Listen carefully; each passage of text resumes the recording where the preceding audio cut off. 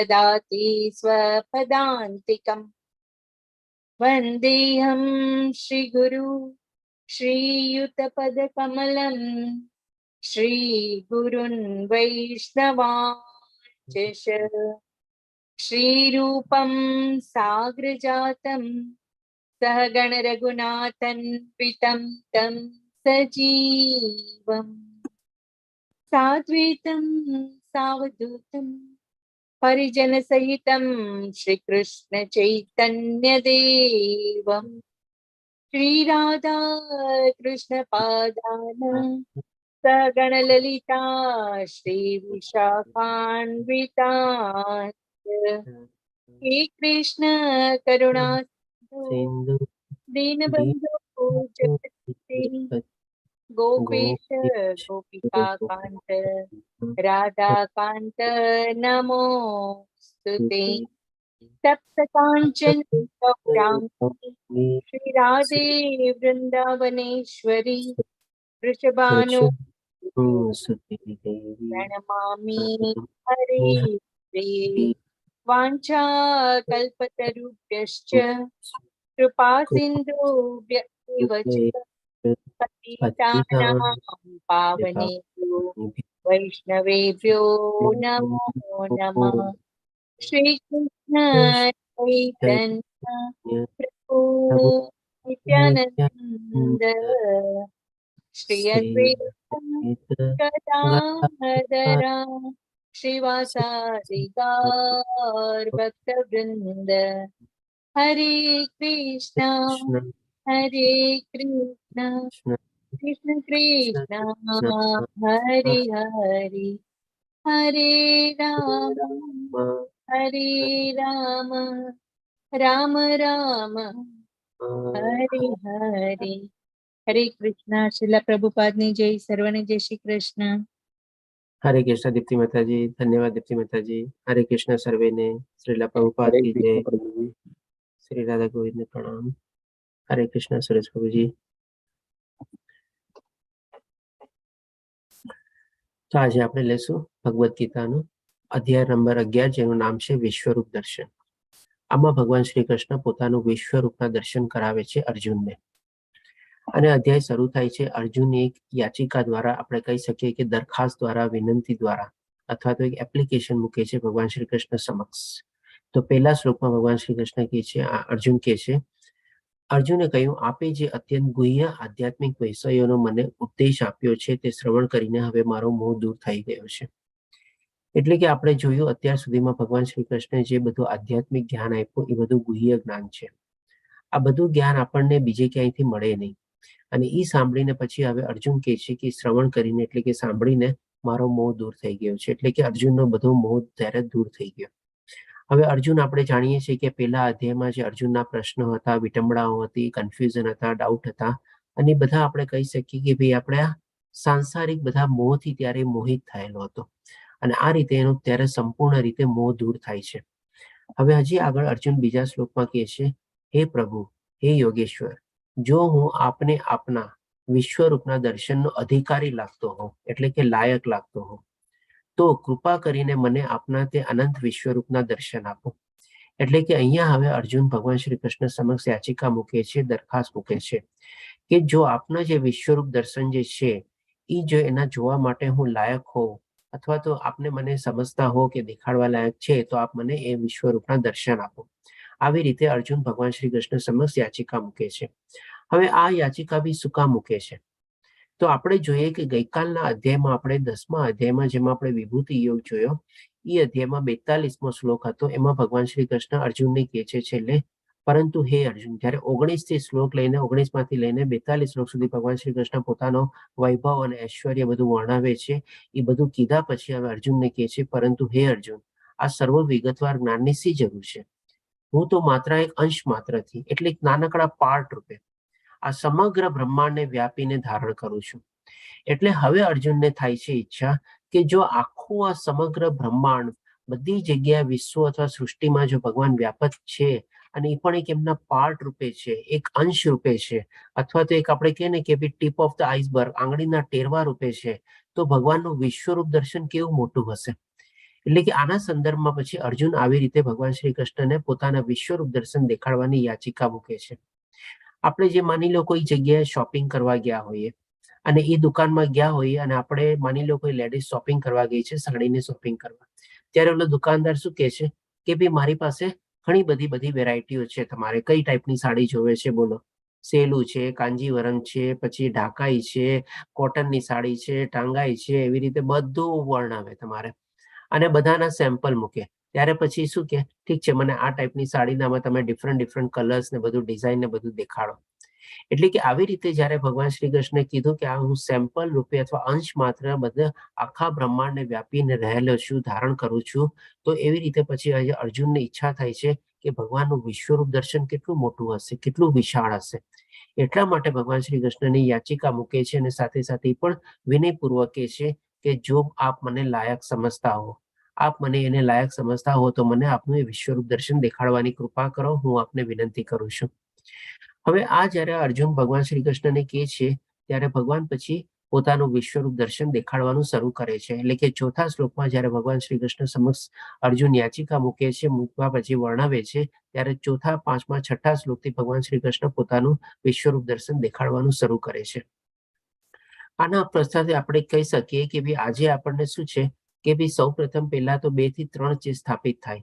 ભગવાનનું વિશ્વરૂપ હતું, અર્જુન વિનંતી કરે છે, અર્જુનની વિનંતીને માન આપીને ભગવાન એનું વિશ્વરૂપ દર્શન દેખાડે છે અને ઈ એક આપણે માપદંડ બની જાય છે અથવા તો એક આપણે કે ને યાર્સ્ટિક બની જાય છે કે ભાઈ આજની તારીખમાં કોઈ પણ એવા પોતાને કહેવાતા ભગવાન જો ગણતા હોય, માનતા હોય અને એવી રીતે આપણી સમક્ષ કહે તો એ માપદંડ રૂપે જેમ અર્જુને ભગવાનને કીધું કે વિશ્વરૂપ દર્શન દેખાડવા મને કૃપા કરો, તો આપણે પણ એવી રીતે કહેવાતા ભગવાનને કોઈને કહી શકીએ કે ભાઈ મને પણ આપના વિશ્વરૂપ દર્શન દેખાડો.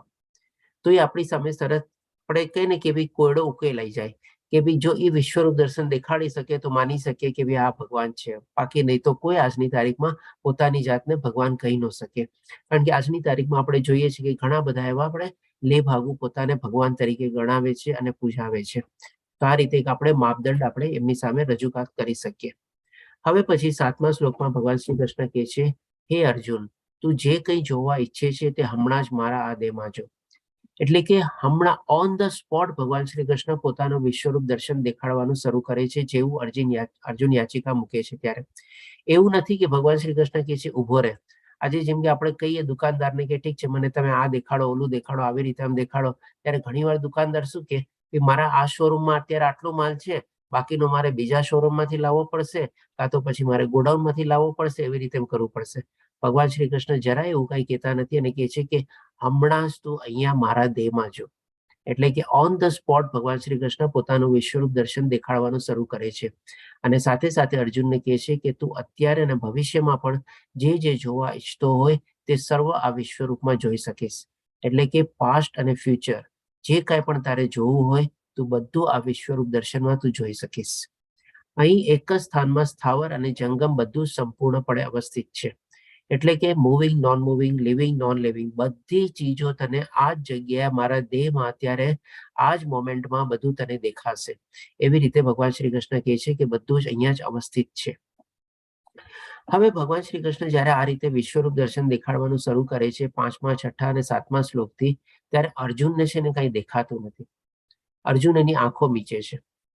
એટલા માટે પછી 8મા શ્લોકમાં ભગવાન શ્રી કૃષ્ણ કહે છે, પરંતુ તું મને તારી આ વર્તમાન આંખે જોઈ શકીશ નહીં. એટલે કે નરી આંખે તું મને ત્યારે જોઈ શકીશ નહીં, કારણ કે આપણી ઇન્દ્રિયો છે અપૂર્ણ છે.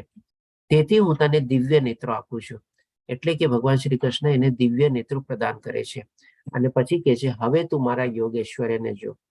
એટલે કે આવી રીતે ભગવાન શ્રી કૃષ્ણ અર્જુનને દિવ્ય નેત્રો પ્રદાન કરીને, કારણ કે ભગવાને તો ઓલરેડી પોતાનું વિશ્વરૂપ દર્શન દેખાડવાનું શરૂ કરી દીધું હતું અને વર્ણવવાનું બી શરૂ કરી દીધું હતું કે તારે જે જોવું એ બધું જો, પણ અર્જુનને કઈ દેખાતું નથી. એટલે કે ત્યારે ભગવાન શ્રી કૃષ્ણ એને દિવ્ય નેત્રો પ્રદાન કરે છે અને આવી રીતે પોતાનું વિશ્વરૂપ દર્શન દેખાડવાનું પોતે અર્જુનને કહે છે. હવે પછી 9મા શ્લોકમાં આપણે જોઈ શકીએ છીએ કે ભાઈ સંજયને ઓલરેડી દિવ્ય ચક્ષુ પ્રાપ્ત થયેલા હતા, જે આપણે પહેલા અધ્યાયમાં લીધો હતો. એને પણ આપણે બેકગ્રાઉન્ડ સ્ટોરી લીધેલી હતી કે કેવી રીતે વેદ વ્યાસ આપણે સંજયને દિવ્ય ચક્ષુ પ્રદાન કરે છે અને એ દિવ્ય ચક્ષુ પ્રદાન કરેલા હોવાથી સંજય આપણે જેમ છે ને લાઈવ ટેલિકાસ્ટ તરીકે આખું આ ભગવદ્ ગીતા એટલે કે મહાભારતના યુદ્ધનું કુરુક્ષેત્રની યુદ્ધ ભૂમિનું પોતે વર્ણન એના મહારાજ ધૃતરાષ્ટ્રને સંભળાવે છે. એટલે કે ભગવાન શ્રી કૃષ્ણે જયારે 5મા શ્લોકથી વિશ્વરૂપ દર્શન દેખાડવાનું શરૂ કર્યું ત્યારથી સંજયને દેખાવા પહેલા લાગ્યું હતું. એટલે કે આપણે કહી શકીએ કે સૌથી પહેલું વિશ્વરૂપ દર્શન જો જોયું હોય અર્જુન પહેલા તો સંજયે જોયેલું હતું. એટલે કે સંજય અહીંયા પહેલા બોલે છે 9મા શ્લોકમાં. સંજય બોલ્યો, હે રાજા, આ પ્રમાણે કહીને સર્વ યોગ શક્તિના પરમેશ્વર એવા પરમ યોગી ભગવાને અર્જુનને પોતાના વિશ્વરૂપનું દર્શન કરાવ્યું. કારણ કે અર્જુન જોવે, અર્જુનને તો પછીથી દિવ્ય ચક્ષુ પ્રદાન થાય છે. એની પહેલા સંજય જે ભગવાને કીધું એ બધું સાંભળે બી છે અને જોવા બી માંડે છે સંજય. એટલે કે સંજય આ રીતે વર્ણવે છે અને મારા ધૃતરાષ્ટ્રને કે આવી રીતે પછી અર્જુને મારા પછી આપણે વિશ્વરૂપ દર્શન જોયું. હવે હજી અર્જુન પહેલા આપણે સંજયના શબ્દોમાં જોશું કે ઈ કેવી રીતે ભગવાનના વિશ્વરૂપ દર્શનને વર્ણવે છે. તો 12મા શ્લોકમાં કહે છે, આકાશમાં જો હજારો સૂર્ય એક જ સમયે એક જ સાથે ઉદય પામે તો તેમનો પ્રકાશ કદાચ પરમ પુરુષોત્તમના આ વિશ્વરૂપના દેદીપ્યમાન તેજ સમાન થઈ શકે. એટલે કે આકાશમાં એક સૂર્ય નહીં, 2 નહીં, 10 નહીં, 100 નહીં, 500 નહીં, 1000 નહીં, પણ એવા હજારો અનેકો સૂર્ય જો એક સાથે ઉગે અને પણ આપણે ટુકડે ટુકડે નહીં પણ એક સાથે ઉગે તો એનું તેજ કેટલું બધું હોય આપણે. તો એની સાથે ભગવાન શ્રી કૃષ્ણના વિશ્વરૂપના દર્શનના તેજની ઈ કમ્પેરિઝન કરે છે સંજય અને એ કહે છે કે જો આવી રીતે એક સાથે હજારો સમય ઉદય પામે અથવા ઉગે તો તેમનો પ્રકાશ કદાચ, એટલે કે આટલા હજારો સૂર્યનો પણ જો પ્રકાશ એક સાથે મળીને પણ ભગવાનનું જે અત્યારે તેજોમય જે આપણે વિશ્વરૂપ દર્શન છે એની સરખામણી ન કરી શકે. એટલા માટે કહે છે કે કદાચ પરમ પુરુષોત્તમના વિશ્વરૂપના દેદીપ્યમાન તેજ સમાન થઈ શકે. ભાગ્યે જ કદાચ, કારણ કે એટલું બધું ભગવાનનું તેજુલો આપણે ભગવાનના વિશ્વરૂપ દર્શન ભગવાન અર્જુનને જોવા મળે છે અને સંજયને જોવા મળે છે. હવે આપણે જોશું કે અર્જુન પણ શું વર્ણવે છે. એટલે કે તે વખતે અર્જુનને ભગવાનના વિશ્વરૂપમાં એક જ સ્થાનમાં રહેલા હજારો ભાગોમાં વિભક્ત બ્રહ્માંડના અનેક આવિર્ભાવોનું દર્શન થયું. હજી સંજય જ વર્ણવે છે. પેલા એક સરસ મજાનું તેજમય વર્ણનને સૂર્યની કમ્પેરિઝન સાથે વર્ણવ્યું. હવે અહીંયા બીજું સંજય જે કહે છે આપણને કે અર્જુને જોયું, એટલે કે અર્જુન પણ હવે જોવા લાગ્યો હતો, એને પણ બધું દેખાતું હતું અને સંજય પણ એ બધું નિહાળી રહ્યો હતો. એટલે કે અર્જુને શું જોયું તો કે ભગવાનના વિશ્વરૂપમાં એક જ સ્થાનમાં, જેમ ભગવાને કીધું ને કે તારે જે જોવું એ હમણાં જો ને એક જ સ્થાનમાં બધું જો, એટલે કે એ જગ્યા ઉપર અર્જુનને રહેલા હજારો ભાગોમાં વિભક્ત, એટલે કે એક નહીં, 2 નહીં, એવા હજારો ભાગોમાં વિભક્ત, એટલે કે ડિવાઈડ થયેલા. એટલે કે એવા અનેક બ્રહ્માંડો ત્યારે દેખાય છે. આપણે જાણીએ છીએ કે ભાઈ આ એક બ્રહ્માંડ છે આપણે, અને એક બ્રહ્માંડમાં આપણે એક ગેલેક્સી અથવા એક સૂર્યમંડળને આપણે જાણીએ છીએ અને થોડું ઘણું અલગ અલગ 9-10 પ્લેનેટો વિશે આપણે ગ્રહો વિશે જાણીએ છીએ. પણ આવા અનેક ગ્રહો છે, અનેક બ્રહ્માંડો છે અને એ રીતે ત્યારે બધા એવા અલગ અલગ ટાઈપના બધા બ્રહ્માંડો હતા. એ આપણે અર્જુનને ત્યારે દેખાય છે અને એ રીતે જે અર્જુનને દેખાય છે એ સંજય એના મહારાજને વર્ણવે છે. એટલે કે અનંત આવિર્ભાવોનું દર્શન થયું.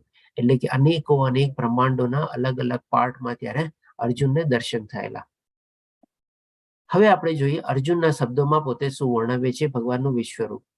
તો 15મા શ્લોકમાં અર્જુને કહ્યું, હે ભગવાન કૃષ્ણ, હું આપના દેહમાં સર્વ દેવોને, એટલે કે અર્જુન શું જોવે છે તો કે બધા દેવી દેવતાઓને જોવે છે, સર્વ દેવોને, તથા અન્ય વિવિધ જીવોને, એટલે કે અલગ અલગ ટાઈપના બધા જીવો જોવે છે. ખાલી મનુષ્ય નહીં, પણ જે 84 લાખ ટાઈપના બધા જીવો છે એ બધાના અલગ અલગ ટાઈપના જીવોને એમાં જોવે છે વિશ્વરૂપ દર્શનમાં. એકત્ર થયેલા જોઈ રહ્યો છું, એટલે કે બધા ભેગા થયેલા છે એ પ્રમાણે ત્યાં અર્જુન જોવે છે. અલગ અલગ બ્રહ્માંડો જોયા, પછી અલગ અલગ દેવી દેવતાઓને જોયા, હવે અલગ અલગ જીવોને જોવે છે. પછી હજી આગળ કહે છે, હું કમળના આસન પર બિરાજમાન બ્રહ્માજીને તેમજ શિવજીને, એટલે કે બ્રહ્માજી અને શિવજીને પણ ભગવાનના વિશ્વરૂપની અંદરમાં અર્જુન જોવે છે. અને એની સાથે સાથે કહે છે તથા સર્વ ઋષિઓ, જેમ આપણે 7 ઋષિઓ 9મા અધ્યાયમાં લીધેલા હતા, એવી રીતે મોટા મોટા ઘણા બધા ઋષિ મુનિઓ, સંત પુરુષો અને મહાપુરુષોને અર્જુન ત્યારે ભગવાનના વિશ્વરૂપમાં જોવે છે. અને દિવ્ય સર્પોને જોઈ રહ્યો છે. એટલે દિવ્ય સર્પો એટલે કે વસુકી અને શેષનાગ, જે ભગવાને આપણને 10મા અધ્યાયમાં વિભૂતિ વર્ણનમાં બી આપણને વર્ણવ્યું હતું. આવી રીતે બધા દિવ્ય સર્પોને પણ એમાં જોઈ રહ્યો છે. એટલે કે બ્રહ્માંડો જોયા, દેવી દેવતાઓ જોયા, અલગ અલગ જીવો જોયા, બ્રહ્માજીને જોયા, શિવજીને જોયા, બધા ઋષિ મુનિઓને જોયા અને દિવ્ય સર્પોને જોયા. હજી આગળ વર્ણવે છે અર્જુન 17મા શ્લોકમાં કહે છે, આપના સ્વરૂપનું દર્શન કરવું દુષ્કર છે. ડેફિનેટલી બહુ ડિફિકલ્ટ છે. ઇનફેક્ટ પહેલા તો એને દેખાતું જ નહોતું. દિવ્ય ચક્ષુ પ્રદાન કર્યા પછી જ એને દેખાવાનું શરૂ થયું. કારણ કે તેનું દેદીપ્યમાન તેજ પ્રજ્વલિત અગ્નિ અથવા સૂર્યના અગાધ પ્રકાશની જેમ સર્વવ્યાપી છે. હવે તમે અહીંયા જોઈ શકો છો સંજયના શબ્દોમાં અને અર્જુનના શબ્દોમાં કેટલી સામ્યતા છે. સંજય તેજ વર્ણવ્યું કે ભાઈ હજારો સૂર્ય એકસાથે ઉગે તો એનું તેજ પણ કદાચ આપની સામે ઝાંખવું પડે. તો ઓલમોસ્ટ મોરલેસ સેમ શબ્દોમાં અર્જુન પણ એ જ વર્ણવે છે કે ભાઈ આપનું દેદીપ્યમાન તેજ એટલું પ્રજ્વલિત અગ્નિથી આપણે પ્રભાવિત છે કે સૂર્યના અગાધ પ્રકાશની જેમ સર્વવ્યાપી છે. એટલે કે શું, એનો જે પ્રકાશ છે જે બધી જગ્યાએ કેવી રીતે છવાયેલો હોય છે, સવારના પોરમાં સૂરજ ઉગે તો બધી જગ્યાએના કિરણો પડે, એવી રીતે આપનું જે તેજ છે એ સૂર્યના સમાન જેવું છે અને બધી જગ્યાએ આપણે વ્યાપક છે અને બધી જગ્યાએ છવાયેલું છે. એટલે કે આપણે બંને કેટલા દૂર બેઠા હતા, આપણે ક્યાં કુરુક્ષેત્ર અને ક્યાં હસ્તિનાપુર, તો પણ બંનેના શબ્દોમાં તમે જોઈ શકો છો કેટલી સામ્યતા આપણને દેખાય છે. આપણને આજે તમે જુઓ કે ઘણીવાર આપણે શું છે, એક જ સીનમાં આપણે માની લો 4-5 જણ માણસોને ઉભા રાખીએ કે તમે આખું એક પર્ટિક્યુલર સીન અથવા દ્રશ્યનું તમે અવલોકન કરો અને પછી તમે આવીને એ સીનને વર્ણવો કે તમને શું દેખાડું. ઘણીવાર તમે જોજો એ લોકો શું છે, આખું 10-15 મિનિટ જોવે ને પણ એનું સમરાઇઝ કરે ને ત્યારે 1, 2 કે 3 મિનિટ જ વધારે બોલી શકે, વધારે નથી આગળ બોલી જ ન શકે. અને એમાં પણ શું, આપણને જે બધા અલગ અલગ વ્યક્તિનું આપણે મંતવ્ય લઈએ ને તો કદાચ આપણને હોઈ શકે એમાંથી 50, 60, 70% જેવી સિમિલારિટી મળે, બાકીનું તો પછી છે ને કંઈક ને કંઈક એમાં ભેળસેળ થઈ જાય આપણને. આના ઉપર ઘણી વાર શું છે, આવા ગેમ શો બી થાય છે, કેમ કે એક સાથે 10 માણસોને ઉભા રાખે, એક માણસ પેલા બીજા માણસને કે, બાકી કોઈ સાંભળી ન શકે એવી રીતે કાનમાં કે, બીજો ત્રીજાને કે, ત્રીજો ચોથાને કે, ચોથો પાંચમાને કે, એવી રીતે કરીને 10મા માણસ સુધી આપણે વાત પહોંચે. પછી હવે 10મા માણસને આવીને ઉભો કે ભાઈ તમે બોલો તો તમને 9મા માણસે શું કીધું, આખી સ્ટોરી જ પલટાઈ ગઈ હોય, આખું સીન જ આખું બીજું થઈ ગયું હોય જે પેલા માણસે કીધું હોય. પછી પેલા માણસને આવીને ઉભો રાખે કે ભાઈ આ 10મા માણસે જે કીધું એ જ કીધું હતું, તો કે ના ભાઈ મેં તો આવી રીતે આમ કીધું હતું, આ તો આખું કઈ બીજું જ આખી સ્ટોરી નવી થઈ ગઈ. તો એવી રીતે આપણે કહી શકીએ છીએ કે આજની તારીખમાં બી આપણને આવા કેટલા ડિફરન્સ પડે છે આપણે. ત્યારે એ ટાઈમમાં તમે જોઈ શકો છો જે દિવ્ય ચક્ષુ સંજયને પ્રદાન થયા હતા અને જે દિવ્ય ચક્ષુ અર્જુનને પ્રદાન થયા હતા, અને બંને કેટલા દૂર બેઠા હતા અને બધા જે એક સીન આપણે જોયે છે એને કેટલું સામ્યતા છે એ લોકોના વર્ણવવામાં હોય. ત્યારે આજની તારીખમાં તો બધા એક જ જગ્યાએ એકત્રિત થયેલા હોય તો એ બધાની જોવાની પ્રક્રિયા અલગ હોય, સાંભળવાની પ્રક્રિયા અલગ હોય અને વર્ણવવાની પ્રક્રિયા પણ અલગ હોય. કંઈક ને કંઈક એમાં મિરચું મરચું બીઠું બધું ઉમેરાય જતું હોય. એટલે કે અહીંયા આપણને એ ચીજ જોવા મળે છે કે ભાઈ કેટલી સરસ સામ્યતા હતી અર્જુનના શબ્દોમાં અને સંજયના શબ્દોમાં. તેમ છતાં અનેક મુકુટો, ગદાઓ તથા ચક્રોથી વિભૂષિત એવા એ તેજસ્વી સ્વરૂપનું દર્શન કરું છું. એટલે કે તેમ છતાં એટલે શું કામે, કારણ કે એને દિવ્ય ચક્ષુ પ્રદાન થઈ ગયા હતા. એટલે કે અનેક મુકુટો એટલે કે ભાઈ ત્યારે બધા દેવી દેવતાઓને જોવે છે. હવે આપણે જોયું છે કે બધા દેવી દેવતાના શિર ઉપર અલગ અલગ ટાઈપના મુકુટ હોય છે. બધાના હાથમાં કંઈક ને કંઈક એવા શસ્ત્રો ને એવું બધું હોય છે, અને બધાના હાથમાં કંઈક ને કંઈક એવા આપણે કહી શકીએ કે ભાઈ સાઇન અથવા સિમ્બોલ ને બધું બી હોય છે. એટલે આવી રીતે અર્જુન બધું અલગ અલગ બધા દેવી દેવતાઓનું બધું વર્ણવે છે કે અનેક મુકુટો, ગદાઓ અને ચક્રોથી વિભૂષિત એવા તેજસ્વી સ્વરૂપનું દર્શન કરું છું.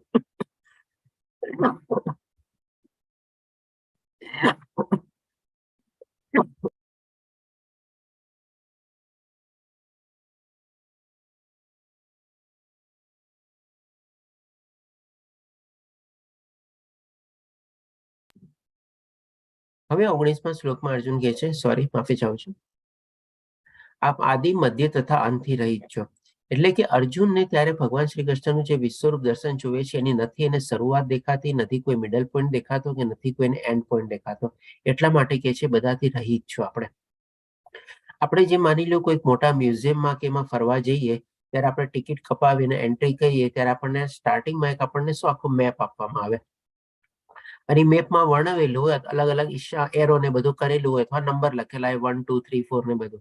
એટલે કે આપણને ખબર પડે કે આ પોઈન્ટથી આપણે શરૂઆત કરવાની છે અને આ પોઈન્ટમાં આપણું એક્ઝિટ અથવા આ પોઈન્ટ આપણો એન્ડ છે.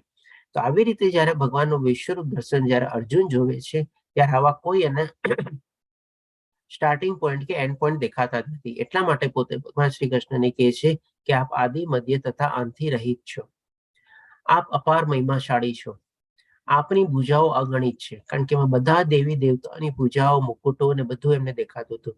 અને સૂર્ય તથા ચંદ્ર આપની આંખો છે. એટલે કે ભગવાનની બે આંખોની પ્રતીક રૂપે સૂર્ય અને ચંદ્રની સાથે સરખામણી આપે છે. આનો મતલબ શું છે કે ભાઈ ભગવાન આપણને સૂર્ય જેવો તડકો આપે છે, સૂર્ય જેવો આપણને પ્રકાશ આપે છે, સૂર્ય જેવો આપણને તેજ આપે છે, અને ચંદ્ર જેવો આપણને છાંયો આપે છે, ચંદ્ર જેવી રાત્રિ આપે છે, અને ચંદ્ર જેવી શીતળતા આપે છે. આનો મતલબ આપણે એ રીતે લેવાનો છે. એમ નહીં કે ભગવાનની બે આંખો અલગ અલગ પ્રકારની છે, પણ એના પ્રતીક રૂપે અર્જુન વર્ણવે છે કે આપની જે બે આંખો છે સૂર્ય અને ચંદ્રના પ્રતીક રૂપે છે. હું આપના મુખમાંથી પ્રજ્વલિત અગ્નિ નીકળતો તથા આપના તેજથી આ સંપૂર્ણ બ્રહ્માંડને તપતું જોઈ રહ્યો છું. એટલે કે આપ જાણીએ છીએ આપણે કે ભાઈ એકમાત્ર સોર્સ ઓફ એનર્જી સૂર્ય છે. અને જ્યારે ભગવાનના સામે જે ભગવાનનું આપણે જે વિશ્વરૂપ છે એ સૂર્યના તેજ કરતા પણ વધારે પાવરફુલ છે. એટલે કે ભગવાનના તેજથી જ આપણે આખું બ્રહ્માંડ એ બધું પ્રકાશિત થયેલું છે, અથવા તો આપણે એનર્જાઇઝ થયેલું છે. એટલે કે આવી રીતે કહે છે કે સંપૂર્ણ બ્રહ્માંડને તપતું જોઈ રહ્યો છું. કારણ કે સૂર્ય જ્યારે પડે ત્યારે આપણે એની હીટ એનર્જી પ્રોડ્યુસ થાય, એટલે કે ગરમ થઈ જાય. એટલે કે માટે અહીંયા અર્જુન વર્ણવે છે કે તપતો જોઈ રહ્યો છું. હવે પછી 20મા શ્લોકમાં અર્જુન કહે છે આપ કેવળ એક છો. એટલે કે જેમ ભગવાને કીધું ને કે તને જે જોવું હોય તો આ એક જ દેહમાં એક જ સ્થાનમાં જો. એટલે કે એવું નથી કે આ બધું જોવા માટે અલગ અલગ જવું પડે છે. જેમ આજની તારીખમાં આપણે માની લો કોઈ કલા મ્યુઝિયમમાં ને એમાં ફરવા ગયા હોય, ત્યાં આપણે એક સાથે ટિકિટ નહીં કપાવીએ તેમ આપણને શું કે આ શો તમારે જોવો હોય તો તમારે ઓલા થિયેટરમાં જવું પડશે, આમાં જાવશો તો તમને આ ટાઈપનો શો જોવા મળશે. એટલે કે અલગ અલગ જગ્યાએ આપણે એન્ટ્રી લેવી પડે, બહાર નીકળવું પડે ને જવું પડે જોવા માટે. ત્યારે અર્જુનને શું છે, આ બધું ચીજ એક જ જગ્યાએ દેખાય છે. એટલા માટે કે છે આપ કેવળ એક છો, તેમ છતાં આપ આકાશ તથા સર્વલોક તેમજ તેમની વચ્ચે રહેલા સમગ્ર અવકાશમાં વ્યાપેલા છો. એટલે કે હવે એક જે અર્જુન વર્ણવે છે એની એકની પરિભાષા શું છે, તો કે ક્યાં સુધી વર્ણવે છે, તો કે ભાઈ આપ આકાશ થઈને સર્વલોક, એટલે કે સર્વલોક એટલે કે 14 લોક આપણે જાણી ગયા છે. એટલે એમાં પાતાળ લોક બી આવી ગયા, અને ઉચ્ચતર બધા સ્વર્ગલોક બી આવી ગયા, અને ડેફિનેટલી વચ્ચેનો આપણો મૃત્યુલોક અથવા તો પૃથ્વી પણ આવી ગઈ. એટલે એવી રીતે ભગવાનની એટલી મોટી હાઈટ એની વર્ણવે છે. અને આ રીતે વર્ણવીને ભગવાન શ્રી કૃષ્ણને કહે છે તેમની વચ્ચે રહેલા સમગ્ર અવકાશમાં વ્યાપેલા આપ છો. અવકાશ એટલે કે શું? સ્પેસ. એક ગ્રહથી બીજા ગ્રહમાં જવા માટે વચ્ચે અવકાશ છે, તો આકાશ અથવા તો સ્પેસ છે. એવી જ રીતે નીચેના ગ્રહોમાં બી સ્પેસ છે. આપણને ખબર નથી આપણા ઉચ્ચતર લોક આપણા હજી કેટલા ઉપર છે. એટલે કે એ બધાની આપણે ખાલી અહીંયાથી આપણને આકાશ દેખાય છે, એ આકાશ એ કેટલું ઊંચું છે એ પણ આપણને હજી ખબર નથી. અને એ આકાશની પેલે પાર બધા જે ઉચ્ચતર ગ્રહો આવેલા છે એ પણ આપણને ખબર નથી. ત્યારે અર્જુન આ બધું ચીજ એક જ ઓલામાં ભગવાન શ્રી કૃષ્ણમાં જોવે છે. એટલે કે એકદમ ઉપર 14મા લોકથી લઈને નીચે પાતાળ લોક સુધી એ રીતે અર્જુન વર્ણવે છે. હે મહાત્મા, આપના વિસ્મયજનક તથા ઉગ્ર રૂપને જોઈ બધા લોકો ભયભીત થઈ જાય છે, ભયભીત છે.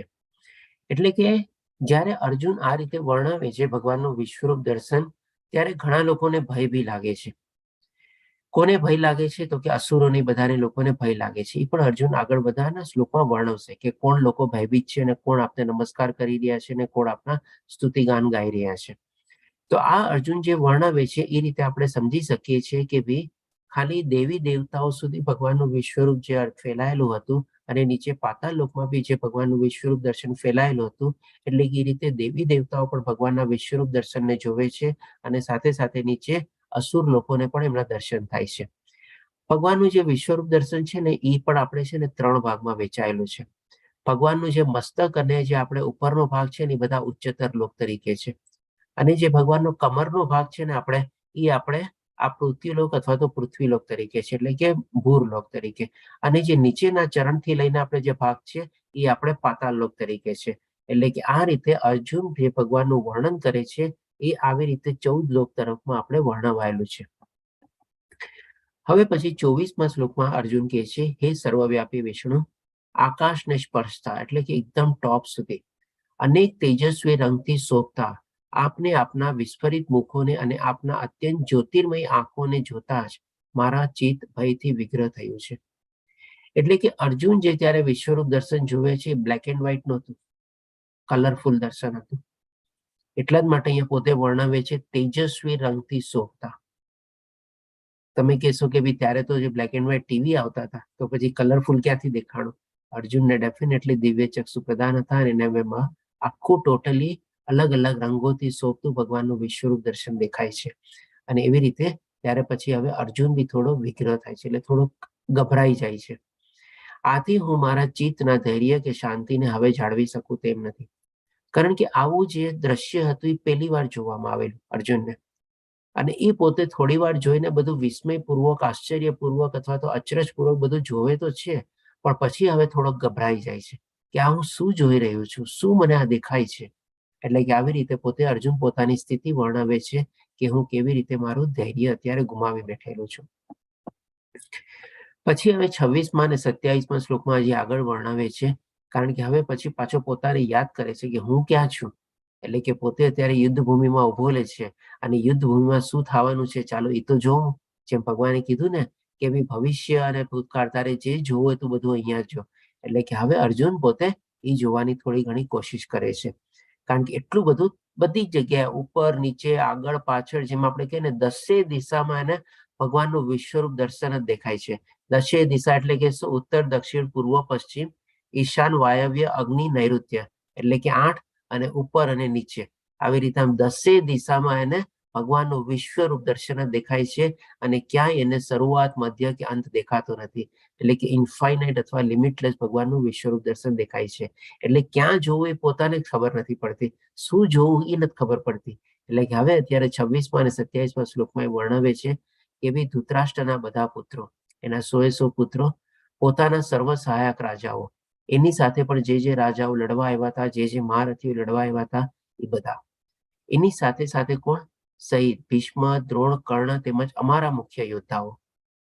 એટલે કે કૌરવોની સેનામાં જે મોટા મોટા યોદ્ધાઓ રાજાઓ હતા એ સાથે સાથે અમુક પોતાની પાંડવોની સેનામાં બી જે હતા એ, અને મોટા મોટા યોદ્ધાઓના નામ લે છે કોણ? તો કે ભીષ્મ, દ્રોણ અને કર્ણ પણ આપના વિકરાળ મુખોમાંથી પ્રવેશ કરી રહ્યા છે. એટલે કે હવે પોતે જોઈ રહ્યો છું કે આ બધાનું શું હાલત થશે, કેવી સ્થિતિ થશે. એટલે કે અર્જુન ત્યારે જાણી જાય છે કે આ બધા યોદ્ધાઓ મૃત્યુ પામવાના છે. તેમાંના કેટલાક મસ્તકોને તો હું આપના દાંતોની વચ્ચે ચૂર્ણ થયેલા જોઈ રહ્યો છું. ડેફિનેટલી યુદ્ધ થવાનું હતું અને યુદ્ધ થાય છે બી. તો યુદ્ધની જ્યારે પરિસ્થિતિ સર્જાયેલી હોય ત્યારે કોઈ આમ કે ને કે નોર્મલ ડેથ ન થાય બધાનું. બધા લડતા હોય, કોઈકનું ગળું કપાઈ જાય, કોઈકના હાથ કપાઈ જાય, કોઈકના પગ કપાઈ જાય, કોઈકનું આખું 2 ટુકડા થઈ જાય, એવી રીતે બધા શરીરને બધાના અવયવોના બધાના ભાગના ટુકડે ટુકડા થયેલા હોય આપણે. તો એ રીતે જ હવે અર્જુન પણ વર્ણવે છે કે હું બધાના મસ્તકોને, એટલે કે બધાના મોઢા અને માથા અને બધા આપણી દાંતો વચ્ચે બધા ચૂર્ણ થયેલા થઈને જોઈ રહ્યો છું. એટલે કે બધા લોહી લોહાણ હોય ને બધું હોય, અને એ રીતે ભગવાનના મુખમાં પ્રવેશી રહ્યા છે, એ રીતે પોતે વર્ણવે છે અને જોઈ રહ્યો છું. એટલે કે હવે આપણે જોઈ શકીએ છીએ કે ભવિષ્યને કેટલી રિયાલિટીમાં જોવે છે. નહીં તો શું છે, ખાલી જોવે કે બધા મરી ગયા ને એવી રીતે એમ થયું, પણ કેટલું આપણને લાઈવ એકદમ રિયાલિટી જેવું લાગે એ આપણને અહીંયા વર્ણવી છે અર્જુન, કે બધાના મુખોને પણ આપણે ચૂર્ણ થયેલા જોઈ રહ્યા છું. હજી 28મા શ્લોકમાં હવે એની સાથે કમ્પેરિઝન આપે છે કે કેવી રીતે, કારણ કે આપણે 18 અક્ષોણીની સેના હતી, કેટલી બધી મહાસેના હતી બધી. આપણે એક ગણતરીના હિસાબે તો 18 લાખ હતા, અને સાથે સાથે મનુષ્યોની સાથે શું છે, પશુઓ બી હતા, ઘોડા હતા, હાથી હતા, બધા હતા, અને એ બધા ભગવાનના મુખમાં પ્રવેશે છે. એટલે કે એ કમ્પેરિઝન આપવા માટે કહે છે અર્જુન કે જેવી રીતે નદીઓના અનેક નીર સમુદ્રમાં પ્રવેશ કરે છે, તેવી જ રીતે આ સર્વ મહાન યોદ્ધાઓ પણ આપના પ્રજ્વલિત મુખોમાં પ્રવેશી રહ્યા છે. એટલે કે આપણે જાણીએ છીએ કે નદીનો છે ને 2 વાર બહુ પ્રચંડ વેગ હોય, બહુ મોટો ધોધ હોય. એક એના ઉદ્ગમ સ્થાન ઉપર હોય અને એક જ્યારે પોતે સમુદ્રમાં મળવાની હોય ત્યારે. તો એ જ કમ્પેરિઝન આપીને અર્જુન સમજાવે છે કે ભાઈ જેવી રીતે બધા સમુદ્રમાં નદીના પાણીનો વહેણ કેવી રીતે મળતો હોય, કેવા પ્રચંડ વેગથી એવા અંદર ઘૂસતી હોય સમુદ્રમાં, એવા પ્રચંડ વેગથી આ બધા યોદ્ધાઓના મુખો અને બધા શરીરો જે છે એ આપના મુખમાં પ્રવેશી રહ્યા છે. એટલે કે એ રીતે બધા ભગવાનમાં સમાઈ રહ્યા છે. અને આપણે એ પણ જાણીએ છીએ કે મહાભારતના યુદ્ધમાં જે લોકોનું મરણ હતા અથવા જે લોકો વધ પામ્યા હતા, બધાને આપણને સદગતિ થઈ હતી અથવા તો બધાને આપણને મુક્તિ મળી હતી.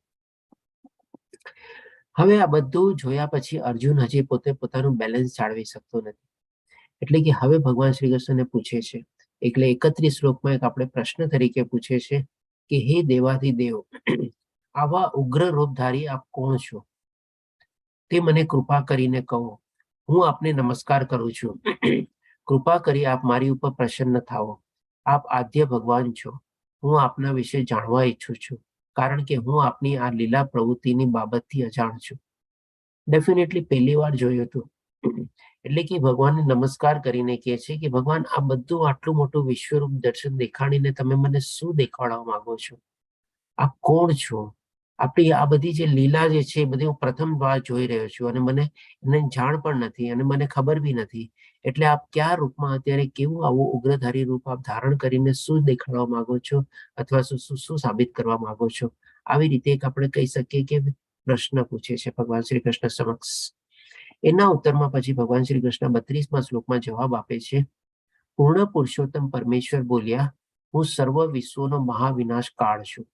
એટલે કે અત્યારે ભગવાન કાળ બનીને આવ્યા છે. એટલે કે બધાનું આપણે એક કહે ને કે અંતકાળ જેમ હોય ને એવી રીતે બધા એ રીતે ભગવાન અત્યારે બનીને આવેલા છે, અને હું અહીં બધા માણસોનો નાશ કરવા આવ્યો છું. એટલે કે એકદમ સ્પષ્ટ રીતે ભગવાન શ્રી કૃષ્ણ કયા રૂપમાં અત્યારે આવેલા છે ભગવાન એ પોતાનું વર્ણવે છે. તમારા પાંડવોના સિવાય બંને પક્ષના તમામ યોદ્ધાઓ વિનાશ પામશે.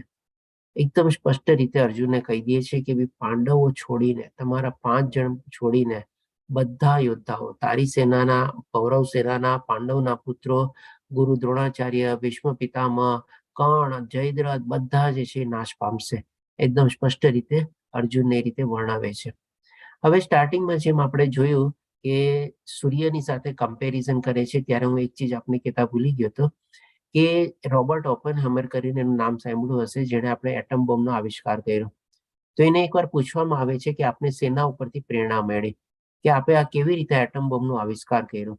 ત્યારે એ કહે છે કે ભગવદ્ ગીતાનો આ શ્લોક વાંચીને મને એમાંથી પ્રેરણા મળી કે એક સાથે જો હજારો સૂર્ય ઉગે તો કેટલું મોટું આપણે પ્રકાશને આપણે દેદીપ્યમાન સર્જાય. એ શ્લોક વાંચીને એને પ્રેરણા મળી હતી. પછી એ જ ઇન્ટરવ્યુમાં એને પૂછવામાં આવે છે કે તમારા હિસાબે એટમ બોમ્બ કેટલો મોટો વિનાશ સર્જી શકે?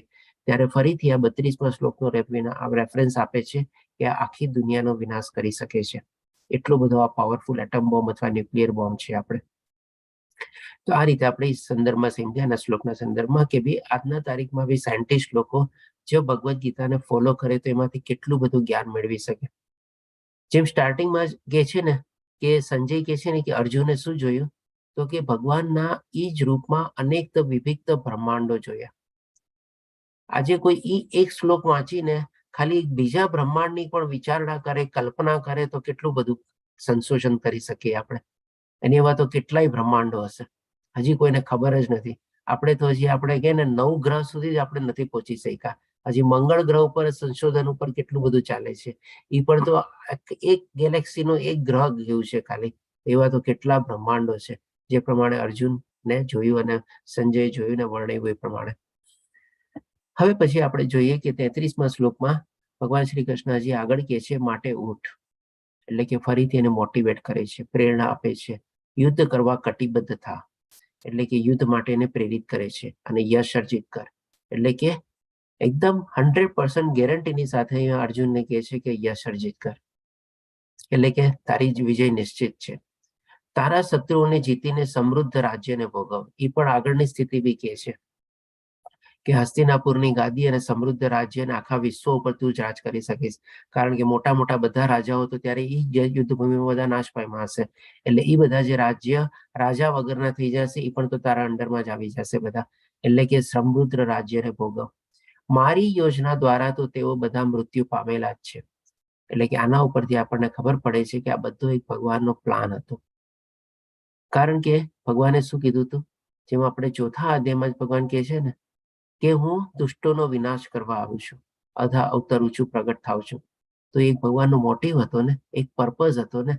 તો એ પર્પઝને એક્ઝિક્યુટ કરવા માટે એક પ્લાન તો જોવે કે નહીં આપણને. તો આખો ભગવાનનો પ્લાન હતો આપણે. અને પછી કહે છે, હે સર્વવ્યાપી, તું તો યુદ્ધમાં નિમિત્ત માત્ર થવાનો છે. એટલે કે આના ઉપરથી પણ આપણને કેટલું સરસ રીતે ક્લિયર થાય છે કે ભગવાન પોતાના પ્લાનને એક્ઝિક્યુટ કરવા માટે કોઈકને કોઈકને નિમિત્ત બનાવે છે. અહીંયા ભગવાન શ્રી કૃષ્ણ અર્જુનને નિમિત્ત બનાવે છે. એટલા જ માટે કહે છે કે તું તો યુદ્ધમાં ખાલી નિમિત્ત માત્ર થવાનો છે. બાકી આખો પ્લાન જે છે ભગવાનનો જ છે, ભગવાનની જ વ્યૂહરચના છે, ભગવાનની જ યોજના છે. અને ભગવાન જ્યારે ચાહે ત્યારે એને કોઈ રોકી શકતું નથી, એની વ્યૂહરચના અને એની યોજનાને. આપણે ખાલી બધા આપણા એમના હાથમાં કઠપુતલી છીએ અથવા તો આપણે નિમિત્ત બનવાનું છે. જેમ થતું એ બધું આપણે જો કરતા રહીએ અને એ પ્રમાણે આપણે કહીએ ને કે ભાઈ ભગવાનની મરજીથી થાય છે, તો એ આપણને કેટલી સરસ શાંતિ મળે. આના દ્વારા પણ, આ શ્લોક દ્વારા પણ આપણે ઘણી બધી ચીજો આપણે એમાંથી સમજવાની થાય છે કે ભગવાનનો જે પ્લાન હોય, ભગવાનનું જે મરજી હોય, ભગવાનનું જે વિચારધારણા હોય એ થઈને જ રહેવાનું છે. આપણે એમાં છે ને ક્યારેય બાધાજનક ન બનવું જોઈએ, અથવા તો આપણે એમાં અડચણ ન બનવું જોઈએ, અથવા તો આપણે ક્યારેક એનો વિરોધ ન કરવો જોઈએ. બધું ભગવાનની મરજી પ્રમાણે થાય છે એ રીતે લઈને આપણે આપણું પોતાનું નિમિત્ત પ્રત્યે કામ કરીને આગળ વધવાનું છે.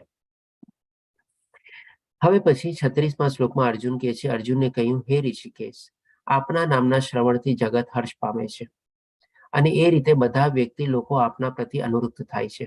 એટલે કે ડેફિનેટલી ભગવાનનું નામ સ્મરણ કરીને બધા હર્ષ પામે છે અને બધા લોકો ભગવાન પ્રત્યે આકર્ષિત થાય છે.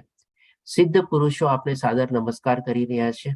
સિદ્ધ પુરુષોમાં બધા ઋષિ મુનિઓ, મહાત્માઓ, સંત પુરુષો, દેવી દેવતાઓ બધા આવી જાય આપણે, કારણ કે લોકો બધા સિદ્ધ પ્રાપ્ત કરેલી છે, એટલા માટે સિદ્ધ પુરુષ કહેવાય છે. કઈ સિદ્ધિ પ્રાપ્ત કરેલી છે? તો કે ભગવાનને પ્રાપ્ત કરેલા છે. અને બધા ભગવાનને નમસ્કાર કરી રહ્યા છે, પરંતુ અસુરો ભયભીત છે અને તેઓ ચારે તરફ ભાગી રહ્યા છે. એ યોગ્ય જ થયું છે. હવે આના સંદર્ભમાં એક આપણે દાખલો લઈએ કે માની લો કોઈક એક સાચો માણસ હોય અને કોઈક જગ્યાએ માની લો બહુ ખોટી વ્યવસ્થા ચાલતી હોય, બધા આપણે કહીએ ને ખોટા કામ ચાલતા હોય ને બધું થતું હોય, અને એકદમ સાચો નૈતિકતા વાળો માણસ ત્યાં આવીને ઉભો રહે અને એ માણસ એકદમ પાવરફુલ ને શક્તિશાળી હોય, તો જેવો એ માણસ ત્યાં પહોંચે અથવા ઉભો રહે ને, આ બધા જે કહીએ ને, જે બધા ધતિંગા કરતા હોય, નાટક કરતા હોય, બધા કેવા ભાગવા માંડે, કેવા નાસવા માંડે, કેવા છૂટવા માંડે, પોતપોતાને જઈને કંઈક ને કંઈક સંતાઈ જાય ને બધું કરે. તો એવી જ રીતે આપણે સમજી શકીએ કે જ્યારે ભગવાનનું આ વિશ્વરૂપ દર્શન દેખાય છે, જે 14 લોકમાં છે, એટલે કે નીચે પાતાળ લોકમાં બધા અસુરોની લોકો પણ જોવે છે, અને એ જ્યારે આવી રીતે ભગવાનનું વિશ્વરૂપ દર્શન જોવે છે, એ લોકોએ પણ પહેલી વાર જોયું, ત્યારે એક સાચા માણસ જ્યારે આવીને ઉભા રહે ત્યારે લોકો બધા કેવા ભયભીત થાય, કેવા નાસીપાસ બધું કરે, આપણે કેવા ભાગવા માંડે બધા. એટલે કે એ જ રીતે અર્જુન વર્ણવે છે કે જે બધા ઉચ્ચતરના દેવી દેવતાને બધા છે, એ બધા આપણે નમસ્કાર કરી રહ્યા છે, આપણી સ્તુતિ ગાઈ રહ્યા છે, આપણે પ્રણામ કરી રહ્યા છે, પણ જે બધા આવા અસુરો છે અથવા જે ખોટા છે એ બધા નાસભાગ કરી રહ્યા છે. આજે ઘણા દેશોમાં પણ આવી પોલિટિકલ સિસ્ટમ બી એવી હોય છે કે એક સાચો માણસ જે છે, તટસ્થ માણસ છે, એ બધા લોકોની સામે આવી રીતે લડે છે. અને બધા લોકો કેવી રીતે નાસભાગ કરે છે કે ભાઈ બધા એકજૂથ થવાનો પ્રયત્ન કરે છે. એ લોકોનો મોટિવ શું છે કે ભાઈ એ માણસને હટાવો બસ, કારણ કે બધા એનાથી ગભરાઈ ગયા છે, બધા એનાથી ડરી ગયા છે, બધા આવી રીતે પોતપોતાને બચાવવા માટે કંઈક ને કંઈક બધી દોડધામ કરે છે આપણે. અને આ બધું જે છે એ યોગ્ય જ થઈ રહ્યું છે, એ રીતે અર્જુન પણ વર્ણવે છે કે એ યોગ્ય જ થયું છે. હવે પછી 37મા શ્લોકમાં કહે છે, હે મહાત્મા, બ્રહ્માથી પણ શ્રેષ્ઠ આપ આદ્ય સ્રષ્ટા છો. સ્રષ્ટા એટલે કે ઓરિજિનેટર. બધી ચીજોનું એમના થકી જ આરંભ થતો હોય. તો આપણે જાણીએ છીએ કે બ્રહ્માજીને આપણે સૃષ્ટિ બનાવી એવી રીતે જાણીએ છીએ, પણ બ્રહ્માજી પણ છે ને એક નિમિત્ત હતા, ખાલી સૃષ્ટિને આગળ વધારવામાં. સૃષ્ટિને આગળ વધારવામાં કૃષ્ણ ભગવાને બ્રહ્માજીને નિયુક્ત કરેલા છે. એટલા માટે આપણે જાણીએ છીએ કે ભાઈ આ સૃષ્ટિ બ્રહ્માજી ચલાવે છે અથવા બ્રહ્માજીથી શરૂ થઈ છે, પણ સાચા સ્રષ્ટા કોણ છે? તો કે ભગવાન શ્રી કૃષ્ણ છે. એટલા જ માટે અહીંયા પણ અર્જુન એ જ રીતે કહે છે, હે મહાત્મા, બ્રહ્માથી પણ શ્રેષ્ઠ આપ આદ્ય સ્રષ્ટા છો. તો પછી તેઓ આપને સાદર પ્રણામ કેમ ન કરે? એટલે કે એ પણ એમનામાંથી નીકળેલા છે. આપણે જેમ આપણા મા બાપને પ્રણામ કેમ ન કરીએ, એવી રીતે બ્રહ્માજી પણ ભગવાન શ્રી કૃષ્ણને પ્રણામ કરે છે, એમની સ્તુતિ ગાય છે.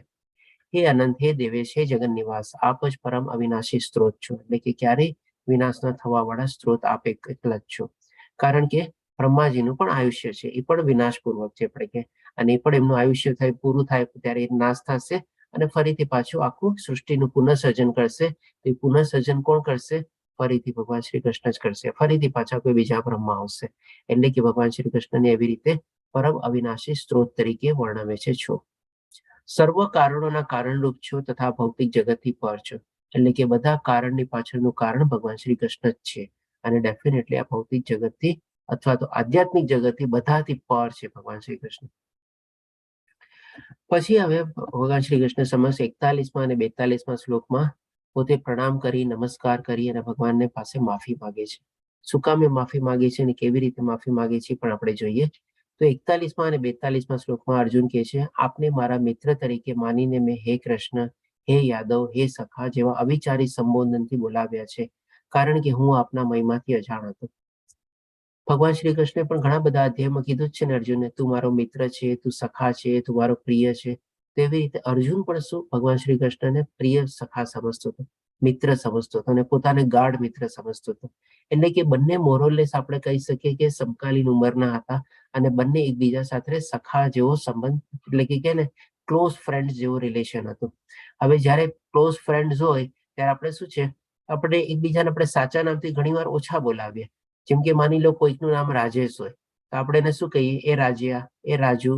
ઘણું બહુ ઓછી વાર આપણે એને રાજેશ તરીકે બોલાવીએ. એવી જ રીતે બીજો મિત્ર પણ આપણને એ રીતે બોલાવતો હોય. તો આવી જ રીતે અર્જુન પણ કહે છે કે ભાઈ મેં આપને સખા તરીકે જાણ્યા હતા, તો એ સખા રીતમાં મેં આપણે ઘણી વાર હે કૃષ્ણ બી કીધેલું છે, હે યાદવ તરીકે બી કીધેલું છે, કારણ કે એ યાદવ હતા, યાદવ કુળના હતા. અને હે સખા એટલે કે મિત્ર તરીકે કરેલું હોય છે. આપણે કહીએ ને એ દોસ્ત, એ યાર, એવી રીતે ઘણી વાર ન બોલીએ આપણે. એટલે કે આ બધા અવિચારી સંબોધ, એટલે કે મેં વિચાર્યું તો નહોતું માઇન્ડમાં કે તમે કોણ છો, શું છો, કેવી રીતે છો, તમે આટલા મોટા છો, આવી રીતે બધું મને ખબર બી નહોતું, કારણ કે એટલા જ માટે કે છે હું આપના મહિમાથી અજાણ હતો. એટલે કે જાણ નહોતી એટલે કે ડેફિનેટલી નહીં, એટલું વિચારવાની જરૂર ન હોય અને જે મનમાં આવે એ પ્રમાણે ફ્રેન્ડ્સ વચ્ચે એવી રીતે એકબીજાને પ્રમાણે સંબોધન કરે.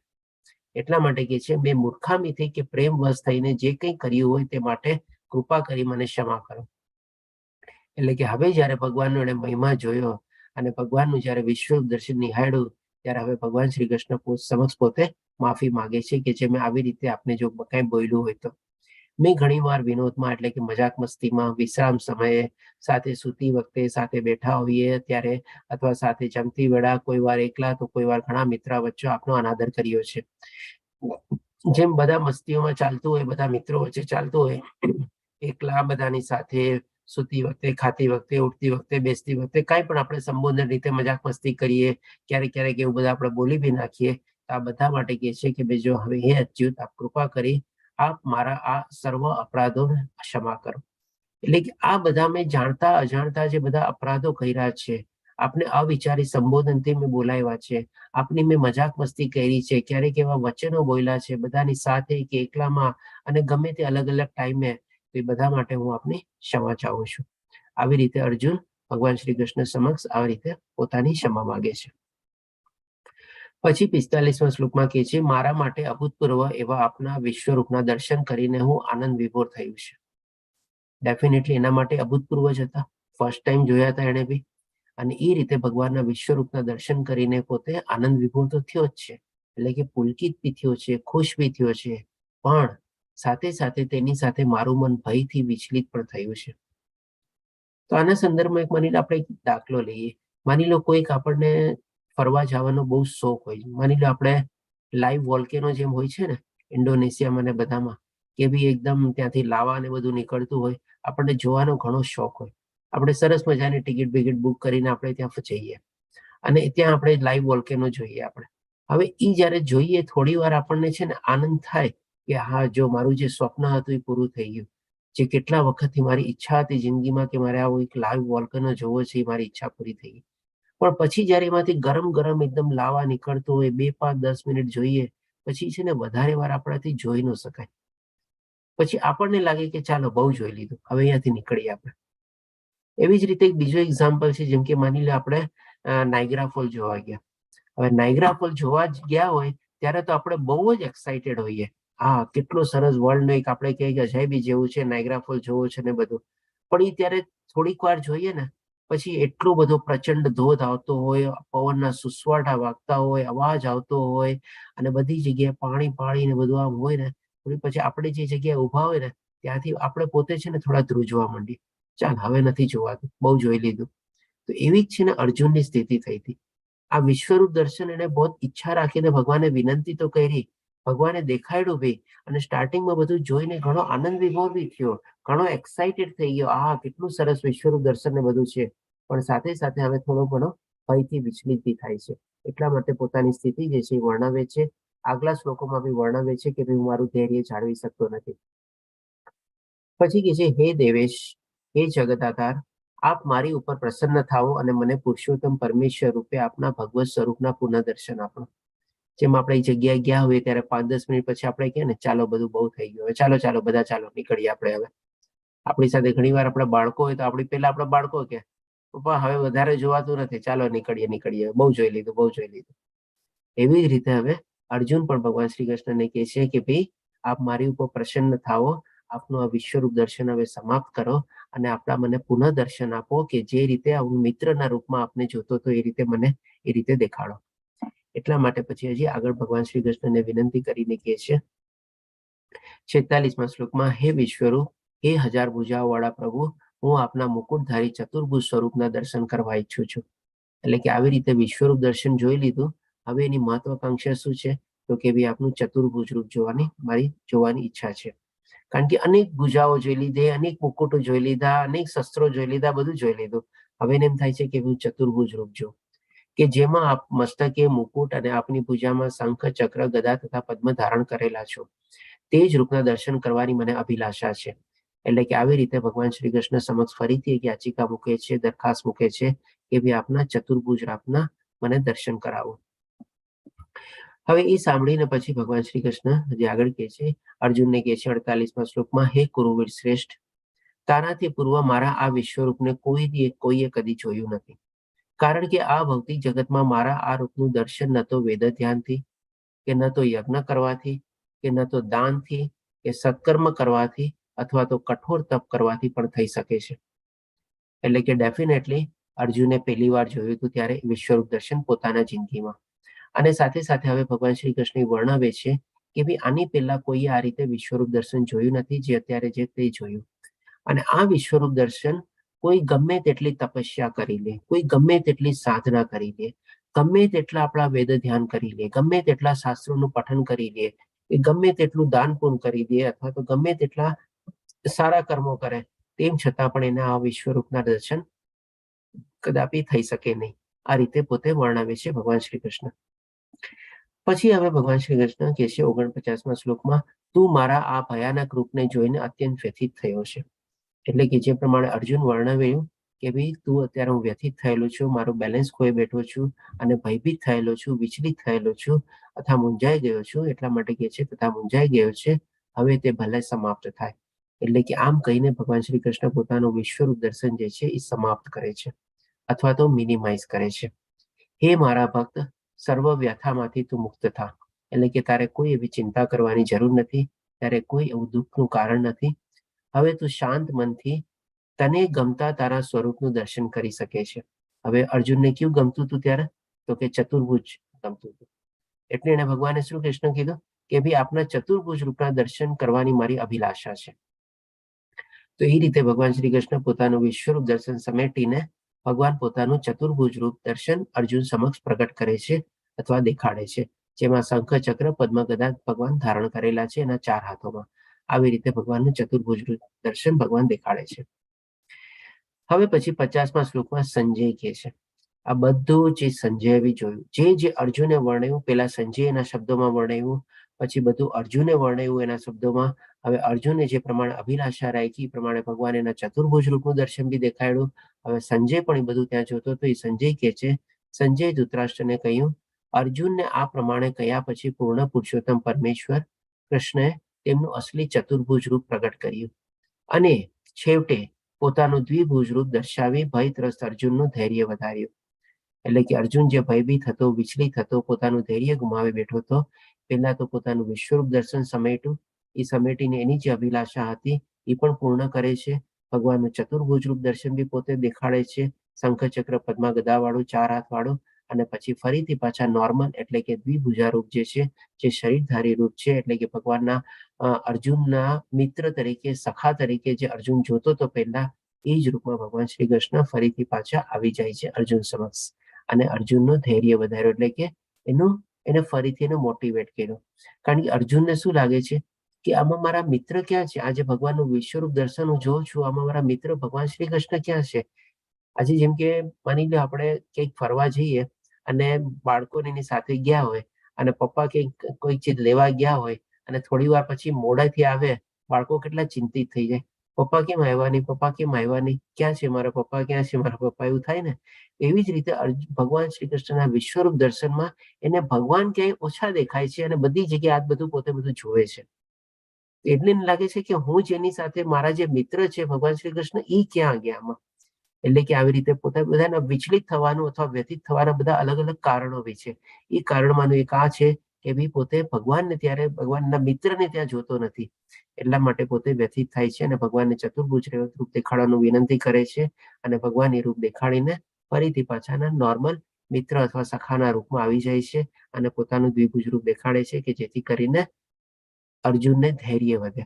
જેમ ફરીથી પાછા પપ્પા આવી જાય અને બાળકને કે બેટા હું આવી ગયો, તારે ચિંતા કરવાની જરૂર નથી, હું અહીંયા જ ગયો તો આમ ગયો તો નહીં તેમ ગણાય. એવી રીતે ભગવાન પણ પછી અર્જુનને મોટિવેટ કરે છે. હવે 54મા શ્લોકમાં ભગવાન શ્રી કૃષ્ણ કહે છે, હે અર્જુન, માત્ર અનન્ય ભક્તિ દ્વારા જ મને મૂળ રૂપમાં જાણી શકાય છે, કે જે રૂપમાં તારી સામે ઉભો છું.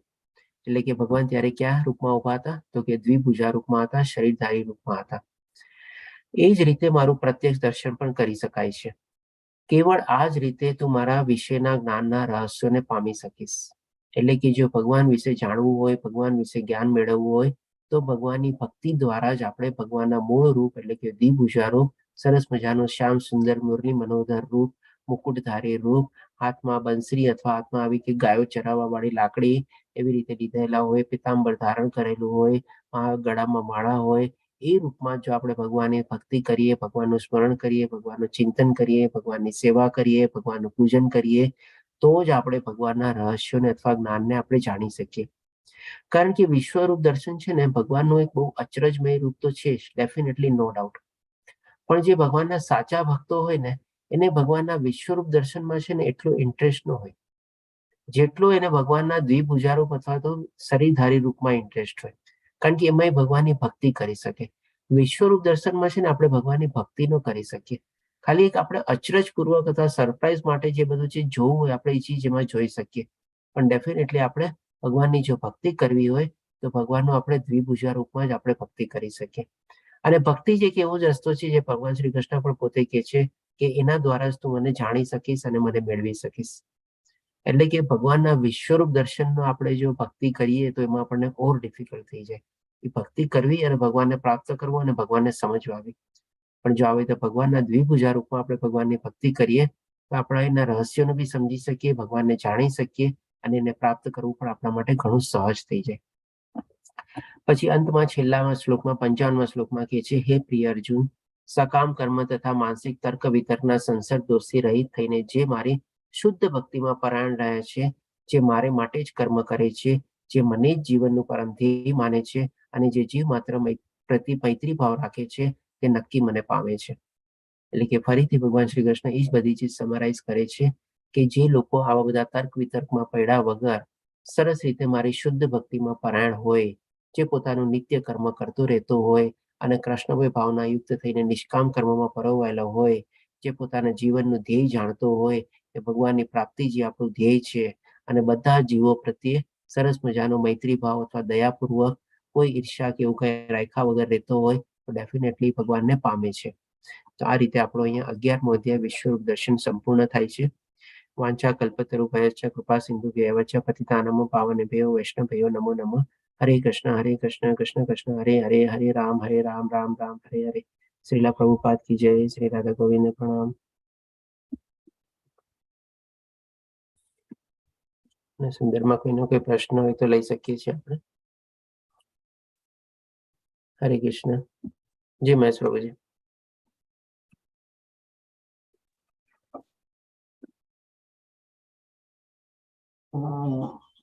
હા પ્રભુજી, કૃષ્ણ ભગવાન 33મા શ્લોકમાં કહે છે અર્જુનને કે તું નિમિત્ત માત્ર છો, બાકી યુદ્ધનું તો જે કંઈ થવાનું હતું, જે મૃત્યુ જેને થવાના હતા કે જે કંઈ કે એ બધું હું કરી ચૂક્યો છું. એટલે તારે માત્ર તું નિમિત્ત માત્ર છો, તારે કંઈ કરવાનું રહેતું નથી. તો જ્યારે આ યુદ્ધ હતું આખું, એ પાપીઓનો નાશ કરવા માટેનું યુદ્ધ હતું, બરોબર? તો પ્રભુએ યુદ્ધ અટકાવવા માટે કોશિશ શું કામ કરી હતી પહેલા? કારણ કે એમનો કર્મ હતો, સ્વધર્મ હતો. કારણ કે અર્જુન ને બધા લોકો, પાંડવ લોકોને પણ આપણે વિનંતી કરે છે કે ભાઈ આપણે આ યુદ્ધને રોકી કેવી રીતે શકીએ. એટલે કે ડેફિનેટલી ભગવાન શ્રી કૃષ્ણે બધા કર્મો કરેલા હતા, કોઈ કર્મો છોડ્યા નહોતા. પછી એટલે પ્રભુનું સ્વધર્મ હતું એટલે પ્રભુએ યુદ્ધ અટકાવવા માટેની કોશિશ કરી. ડેફિનેટલી ભગવાનનો પણ એક સ્વધર્મ હતો. જ્યારે મનુષ્ય તરીકે બધાની સામે હતા તો ડેફિનેટલી એમને પણ એક પોતાનો સ્વધર્મ હતો કે આ યુદ્ધને રોકવા માટે પ્રયત્નો કરવા જોઈએ, કે જેથી કરીને કાલે ભવિષ્યમાં કોઈ ભગવાનને આવરોપ ન આપી શકે કે તમે તો યુદ્ધને આપણે ક્યાંય રોકવાનો પ્રયત્ન જ ન કર્યો, તમે કોઈને સમજાવ્યા જ નહીં, તમે કોઈને એડવાઇસ બી ન આપી, તમે કોઈને ઉપદેશ ન આપ્યો. અને સૌથી વધારે અગત્યનું ધૃતરાષ્ટ્રનો ઉપદેશ આપવાની જરૂર હતી. તો ભગવાન જ્યારે એ દૂત બનીને જાય છે ત્યારે ધૃતરાષ્ટ્રને જ આ બધો ઉપદેશ આપે છે, પણ ધૃતરાષ્ટ્ર સાંભળતો નથી. પછી જ આપણે યુદ્ધ નિશ્ચિત થાય છે. એટલે કે ભગવાને પણ એ પોતાનું એક કર્મ કર્યું હતું.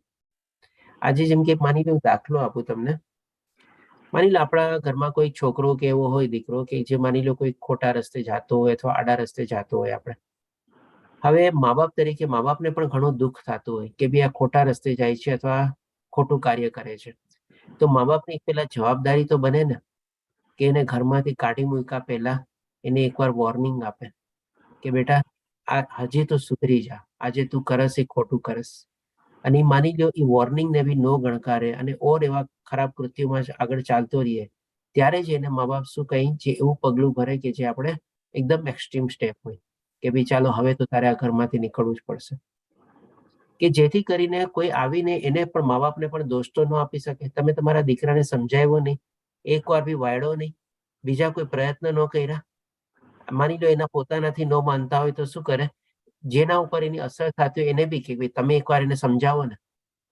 તો ભગવાન શ્રી કૃષ્ણ ઈજ તો કર્યું. પાંડવો વતી એના દૂત બનીને પોતે ગયા અને ધૃતરાષ્ટ્રને સમજાવવાની કોશિશ કરી.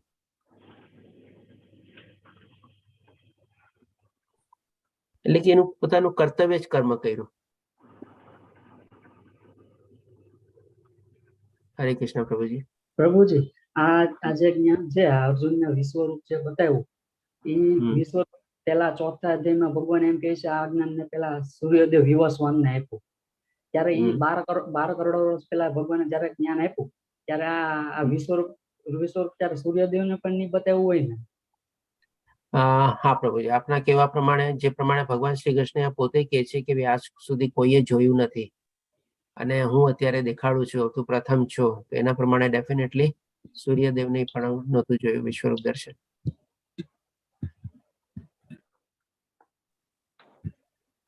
ધન્યવાદ. ધન્યવાદ પ્રભુજી. હરે કૃષ્ણ પ્રભુજી. હરે કૃષ્ણ દીપિકા માતાજી. પ્રભુજી, જેવી રીતે ધૃતરાષ્ટ્ર બી પોતાના છોકરાઓને સમજાવી શકું, તો એને બી પોતાના છોકરાઓને સમજાવવાની ટ્રાય નથી કરી, જે પ્રમાણે આપણને નોલેજ છે એ પ્રમાણે. બરાબર. કારણ કે એ બી જે શકુની કીધું તો એને જ ફોલો કરતો હતો, એનું જે આ ઈ છે. તો એને બી કોઈ વસ્તુમાં એનામાં બી ઘણી બધી ઈર્ષા ને એવું બધું હતું, એને કારણે એને છોકરાઓને બી નહીં સમજાતું. અને એકદમ તમને સાચી વાત છે. અને એક ઓર ચીજ તમે કીધી આધ્યામાં કે લાઈક બધા લોકો મારામાં જ પામે છે, તો જે પાંડવોના અગેન્સ્ટ કૌરવોમાં હતા એ પણ લાઈક મોક્ષ પામી ગયા હતા. હા માતાજી, કુરુક્ષેત્રની યુદ્ધ ભૂમિમાં ઉપર ઇરરિસ્પેક્ટિવ ઓફ કયા પક્ષમાં હતા એ મહત્વનું નહોતું, પણ એ ત્યારે ધર્મક્ષેત્ર હતું અને બધાએ ભગવાન શ્રી કૃષ્ણના ત્યાં દર્શન કરેલા હતા.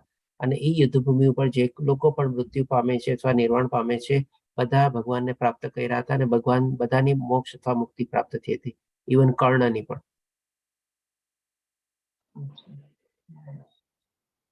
ઓકે પ્રભુજી.